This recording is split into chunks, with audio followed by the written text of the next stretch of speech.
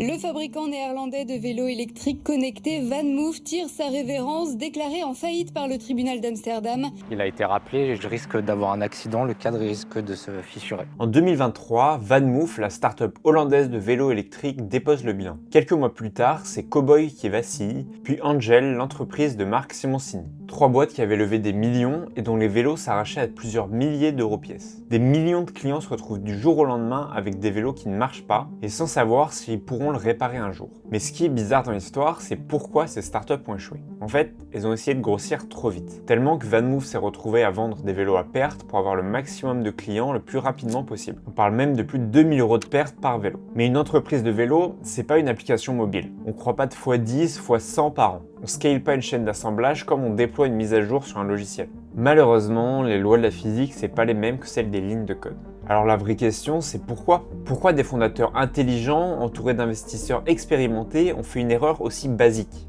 La faute à un ego surdimensionné ? Peut-être, mais ça serait trop simple. La vérité, elle est plus complexe et franchement plus intéressante.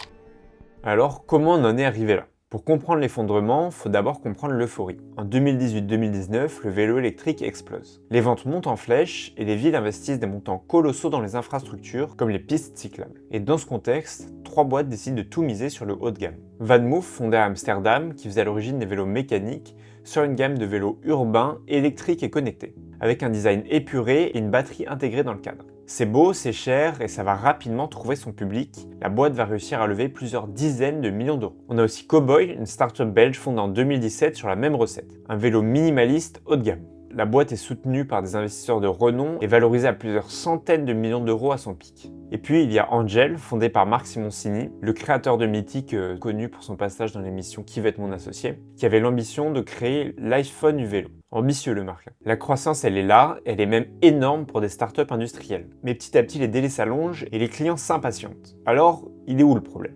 Le problème, c'est que fabriquer un vélo, c'est pas écrire du code. Construire un vélo, c'est une chaîne d'approvisionnement complexe. C'est des composants qui viennent du monde entier et particulièrement d'Asie. Et quand le Covid frappe en 2020, toutes les chaînes logistiques mondiales se grippent en même temps. Les semi-conducteurs commencent à manquer, les conteneurs s'accumulent dans les ports et les délais de livraison s'envolent. Les clients commencent à s'impatienter et le service après-vente il va montrer ses limites. Et pour continuer à aller plus vite et prendre les commandes de tous les nouveaux clients, certaines startups font un choix qui va leur coûter très cher. Elles signent avec de nouveaux fournisseurs. Et un des fondateurs de Cowboy l'a même admis, pendant la pandémie, ils ont dû basculer vers des fournisseurs temporaires parce qu'ils pouvaient simplement plus procurer les pièces habituelles. Et ça se ressentait du côté client, le même vélo pouvait avoir des niveaux de qualité complètement différents selon la date d'achat. Pire encore, certaines boîtes ont signé des contrats de plusieurs années avec ces fournisseurs de substitution pour arriver à les convaincre de travailler avec eux. Elles étaient obligées de commander des pièces qu'elles savaient défectueuses ou au moins de mauvaise qualité. Ce qui devait arriver arriva, tripler les ventes pendant le Covid semblait fantastique, jusqu'au moment où ces ventes se sont transformées en une montagne de travail pour le service après-vente. VanMoof se retrouve submergé, des milliers de clients avec des vélos en panne et des pièces introuvables. Angel livre avec des mois de retard, les premiers retours clients font état de bugs logiciels et de problèmes de batterie. Ce qui va enliser l'entreprise dans une crise dont ils sortiront jamais vraiment. Et c'est pas juste une question de timing malheureux. La vraie fragilité, elle était structurelle. Ces boîtes, elles avaient construit leur modèle sur une hypothèse, qu'elles pourraient grossir aussi vite qu'une start-up logicielle. Croître vite, lever,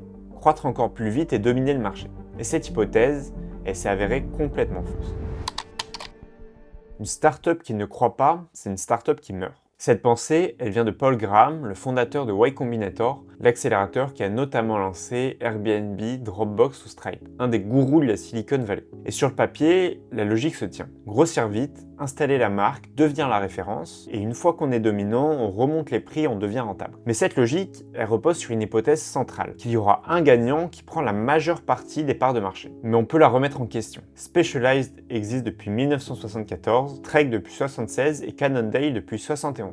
50 ans de coexistence dans le marché du vélo haut de gamme, sans qu'aucun n'écrase vraiment les autres. Parce que le vélo, c'est aussi un marché d'identité et de différenciation. On achète un VanMoof parce qu'on aime le design, parce qu'on adhère à l'image de marque. Il y a un autre choix structurel qui aggrave tout ça. La stratégie D2C, Direct to Consumer. Pas de distributeur, pas de revendeur, pas de réseau de réparateurs partenaires. On vend directement aux clients, on contrôle toute l'expérience, mais surtout on prend toute la marge. Donc sur le papier, c'est brillant. Mais en pratique, ça veut dire que quand un vélo tombe en panne, et les vélos tombent en panne, voire très souvent même dans ces cas-là, c'est le problème de l'entreprise et il faut gérer le SAV. Gérer les retours, gérer les pièces pour des milliers de clients partout en Europe. VanMoof avait installé des boutiques dans quelques grandes villes, mais un client à Lyon ou à Marseille Marseille par exemple, il devait envoyer son vélo par transporteur et attendre des semaines. Et quand les pannes se sont multipliées, le système a craqué sous le volume. En fait, les fondateurs ont adapté une méthode parfaitement adaptée au logiciel, un objet physique, lourd et complexe. Et c'est exactement ça le problème. Notion. Pendant des années, les utilisateurs se plaignent de lenteurs insupportables, de bugs aléatoires et de fonctionnalités à moitié finies. Mais aujourd'hui, c'est l'un des outils de productivité les plus utilisés au monde, valorisé à plus de 10 milliards de dollars. Et c'est exactement comme ça qu'on monte une bonne startup de logiciel. Lancer vite son produit, même incomplet, écouter les retours de ses clients et itérer. Sauf que ça marche beaucoup moins bien pour des vélos électriques. Si on a un problème de batterie, une fourche mal calibrée, ça peut créer des accidents. C'est pas un bug qu'on traite en une semaine, c'est un rappel produit. Des milliers de vélos à récupérer, à inspecter, à réparer, voire à détruire. Des coûts fixes massifs, immédiats non négociables et une couverture médiatique désastreuse pour son image. VanMoof a subi exactement ça, des problèmes récurrents sur les systèmes électroniques, des batteries défaillantes et des moteurs qui lâchent. Et là, le passé des fondateurs nous donne un indice. Simoncini a construit Mythic, les fondateurs de Cowboy viennent aussi du digital, des gens brillants mais dont tous les réflexes viennent du logiciel. D'un monde où l'erreur est permise, où fait est mieux que parfait. Pendant ce temps-là, si on regarde du côté des acteurs traditionnels, ils ont sorti leur gamme électrique avec moins de hype, mais des vélos qui fonctionnent. Et surtout, des réseaux de revendeurs qui existent depuis des décennies. Ces boîtes, elles sont pas plus intelligentes forcément. Elles ont juste un savoir-faire de distribution et industriel que les startups, elles ont pas eu le temps de construire. Alors est-ce que ça veut dire que le vélo électrique premium, c'est un marché réservé aux vieux acteurs établis? Que les startups, elles ont pas leur place? Bah pas forcément. Parce que ces dernières années, un autre modèle a émergé. Un modèle qui, lui, ressemble vraiment à du logiciel. Pas vendre un vélo, mais le louer au mois. Et peut-être bien que c'est là que se trouve la vraie solution.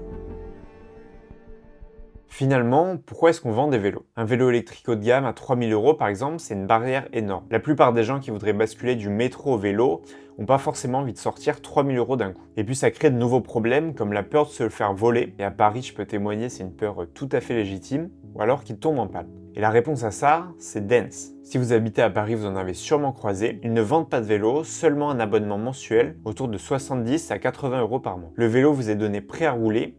Et si quelque chose casse, l'entreprise se charge de le réparer. Et là, il y a quelque chose d'intéressant qui se passe. Parce que tous les problèmes qui ont coulé les autres deviennent des avantages compétitifs. Le SAV, c'est le produit central de Dance. La promesse, c'est justement que vous n'avez jamais à vous en occuper. Et ils gardent la propriété des vélos, donc si un composant est défaillant, ils le savent immédiatement et peuvent intervenir dessus. Et le modèle par abonnement, ça génère des revenus récurrents et prévisibles. La métrique qui compte, c'est la rétention des utilisateurs et pas le volume. Et ce prix-là, même s'il peut paraître élevé, ça reste toujours moins cher qu'un Navigo, par exemple. Et sachant que la plupart des entreprises remboursent au moins la moitié des frais de déplacement de leurs employés, le coût il devient tout de suite plus accessible. Ça crée une alternative intéressante pour pas mal d'actifs. Alors voilà ce que l'histoire de VanMoof, Cowboy et Angel nous apprend vraiment. Pas que les startups ne peuvent pas disrupter des marchés industriels, mais on ne peut pas copier-coller les méthodes d'un secteur à un autre en ignorant certaines contraintes fondamentales. Il faut être honnête sur un truc, ces fondateurs, c'était pas des incompétents. Ils ont fait des choix qui semblaient rationnels au moment où ils les ont fait. Le Covid a créé une demande qui semblait durable, les taux d'intérêt bas rendaient les levées de fonds plus faciles, le marché envoyait tous les bons signaux. On peut très bien faire le bon choix et avoir le mauvais résultat à cause du contexte. C'est aussi ça l'entrepreneuriat. Et le marché, lui, il disparaît pas. VanMoof, ils ont été rachetés par McLaren Applied, qui a restructuré entièrement la boîte, revu les prix à la hausse et recommence à vendre des vélos fiables. Cowboy a lui été repris par le groupe Rebirth, français d'ailleurs, qui fabrique d'autres marques de vélos. Des entreprises qui étaient presque mortes qui repartent sur des bases saines. Un marché mature, ça n'est pas toujours de réussite linéaire. Ça se construit sur les erreurs de ceux qui sont arrivés trop tôt, trop vite, trop fort. Et aujourd'hui, de nouvelles entreprises se lancent avec une longueur d'avance. Elles ont juste à apprendre de leurs prédécesseurs. Si cette vidéo vous a intéressé, je vous invite à regarder celle que j'ai faite sur Strava et comment ils monétisent les données qu'ils récoltent en les revendant à des gouvernements ou à des collectivités. Et si ça vous a intéressé, vous pouvez aussi vous abonner.